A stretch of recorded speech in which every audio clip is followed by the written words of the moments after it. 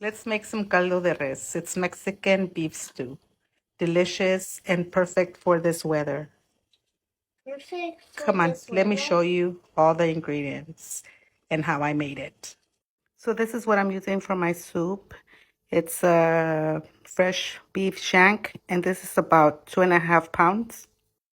And I'm gonna be using, it's like another 2.5 of the beef stew, caldo de res meat. And then I have, I think it's like 4 or 5 of the beef short ribs. So my meat was sitting like for about 2 to 3 hours to try and get a lot of the blood out. And I rinsed it to see no more blood. Now I'm going to put it to cook. While it's cooking, I'm going to start cutting my vegetables. I'm not adding anything to it yet. I'm going to wait till I take out all the blood that comes above the broth. And then after that, I will be adding the garlic and the onion and the vegetables. Don't ever stir your meat. Just let it sit and wait till all this comes up and then take it off. Because if you do, you're going to stir all this in your broth and you're not going to like that. You want a nice, clean broth. Now that you've taken all that blood out, then give it a little mix and see if any more comes up and just clean it.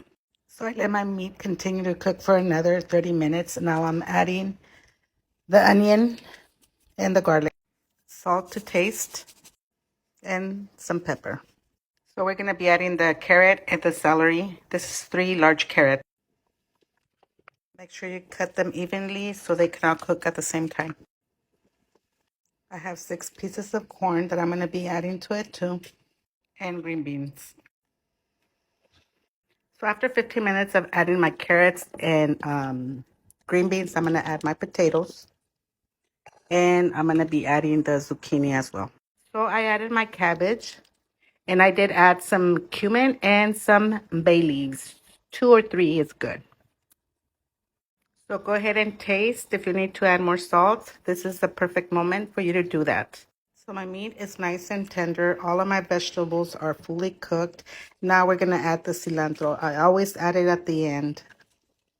After you added the cilantro, turn it off and let it rest until you're ready to eat. Make sure you adjust all the flavors, the seasonings to your taste. Time to taste the soup. Garnish with more cilantro. Lots of lime. Chile. Handmade tortillas.